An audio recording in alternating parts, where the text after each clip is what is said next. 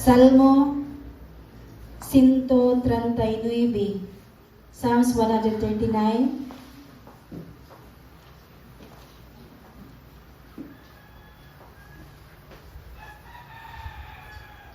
Gikan sa 1 hangtod sa 24.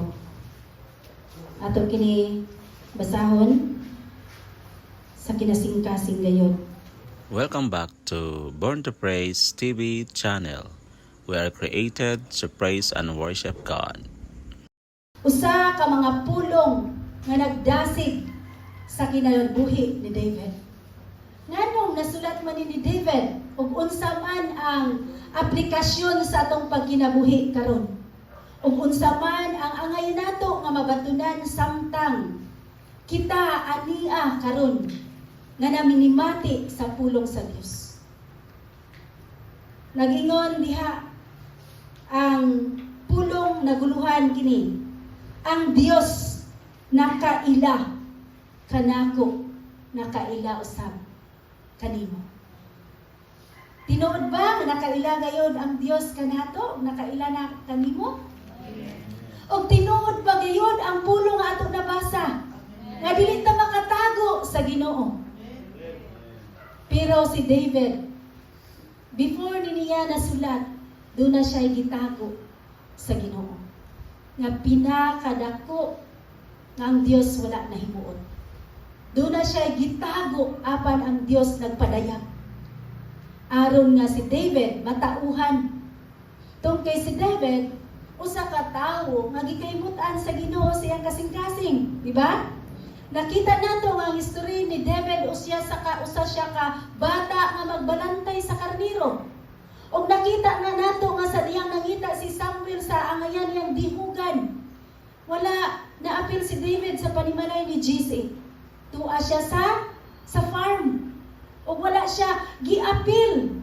Kung wala pa nangita si Samuel nga wala dinhi ang gipulong sa Ginoo. Wala pa sila nisulti si Jesse nga tunang pa siya laing anak nga nagbantay sa mga karnero. Og sa diha nakita nato nga nang lihok ang Dios sa kinabuhi ni David. Siya ang pinakahiro pag-abot nga nakig-away siya ni kinsa? Ni Goliath. Sa hari sa mga Ehiptohanon, sa mga Palestihanon, nabuntog niya. Ug karon mao niya mga pag-ampo ni David nga gideklarar niya nga dili gyud siya makatago sa Ginoo. Tud kay ang Ginoo nakaila kanato. Bisan unsa kagamay sa bugas sa imong nawong nakita na sa Ginoo. Bisan unsa kanipis o kabaga sa imong buhok naihap na sa Ginoo. Sa to pa dili jud ta makatago sa atong buhing nga Dios. Unsa man ang pinakadakong problema ni David, before ta mo adto sa mensahe, ato obserbahan unsa ang pinakadakong problema ni David. Si David sa diyang naghari siya. Doon na siya palasyo, siyempre hari. Diba? Tungki ang palasyo, up and down man na. Sunuan siya sa taas. Naglakaw-lakaw. According to 2 Samuel, chapter 11, hangtod sa 12. Mga igsuon. Nadiha makita nimo. Si David nagpaso-paso. Lakaw siya dito. Anak siya dito kay hari gud siya. So, nindot kay sa feeling niya nga siya ang hari, dala niya tanan. Sa to pa successful kay ang kinabuhi ni David. Sa paso-paso na siya dito.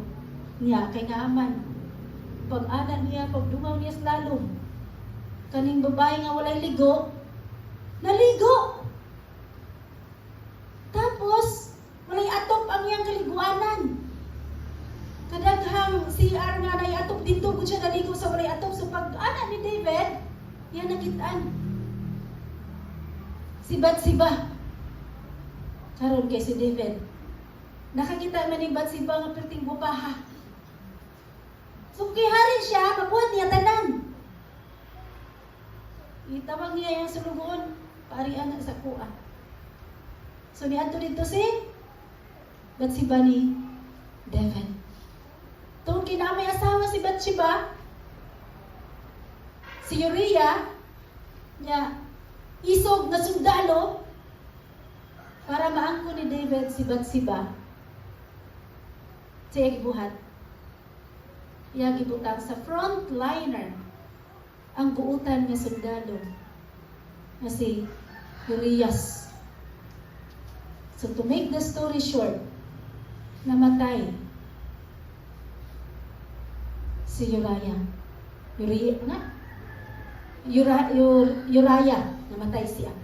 Nindot kay na nga mensahe dira sa story ni David sa 2 Samuel chapter 11 and chapter 12.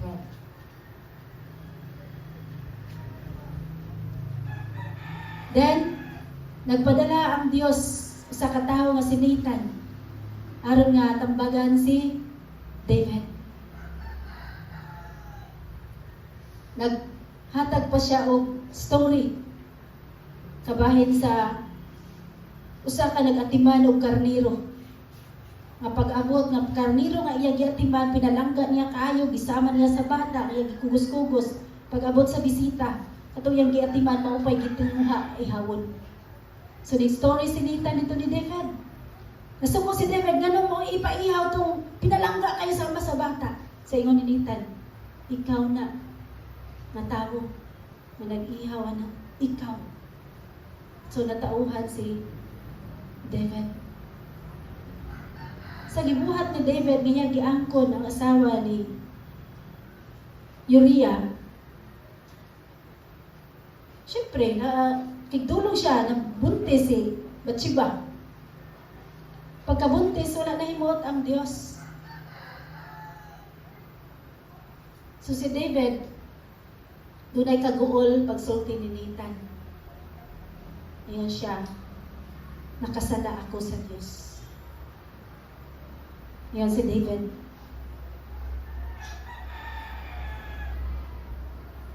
nakasala ako sa Diyos. 2 Samuel 12:13-14. Dahil ngayon si Nathan, gipasaylo ka sa Diyos. Muna wala, gipatay si David. Instead, ang gipatay, mao nga anak nila ni Bathsheba. 7 kaadlaw, antes namatay ang ilang anak ni Bathsheba. Kani nga pagtulunan, sa gibuhat ni David, doon kay usa siya kahari, gihimo niya nga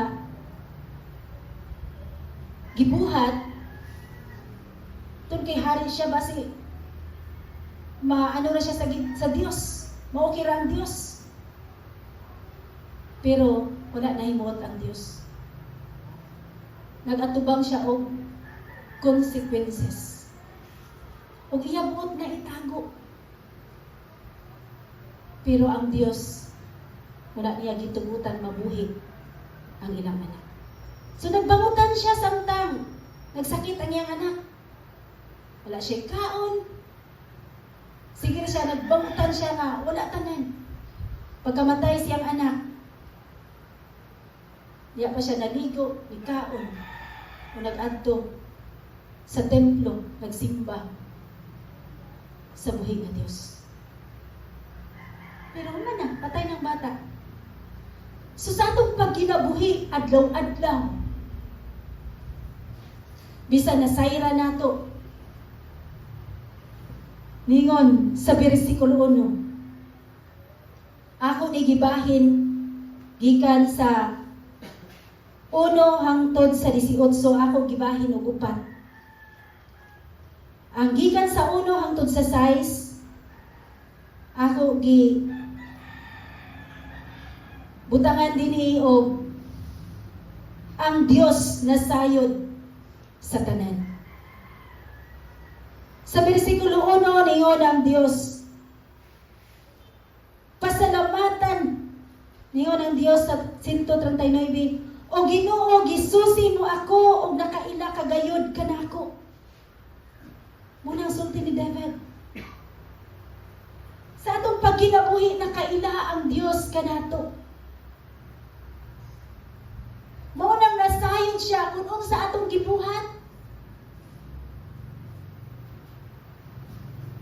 Dayon siya sa gamay natong pagbuhat o sa dako natong pagbuhat. Ikaw ra usa ka buhat. Nakita na sa Ginoo.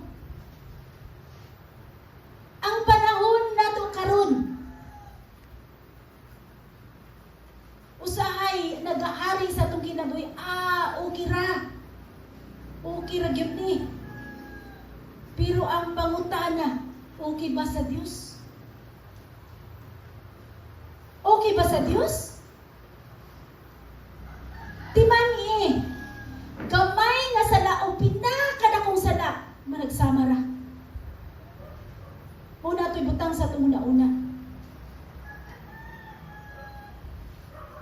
Muna ibutang nato sa anong itong una-una. Ngaigsuon. Nakailagayod ka na ko ang Diyos, ingon si David, bisan pa sa imong kondisyon. Kung nakaila ang Ginoo, dili lang sa imong kasing-kasing o sa imong una-una, kung dili sa kondisyon usab sa imong lawas. Kung gihilantan ba ka, na ba kay gibati, na ba kay sakit, na ba kay gimulo, nakaila ang Diyos. Unang dili ka makapasangil, dili ka makakompromiso,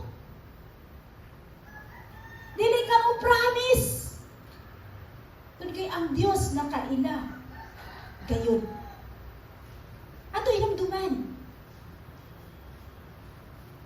Bisan asa ta, bisan gamay, parte sa tong kinabuhi nga ikaw wala gani kaila sa imong kaugalingon, pero si Lord nakaila kanimo. Wigsoon.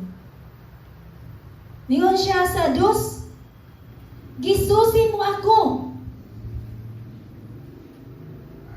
Nagtrabaho man o nagpahulay, nahibalo ka sa tanan kong buhaton. Unang nisulti si David niini, tod kay iyang na experience, iyang nabuhat nga si God wala na himuot kaniya.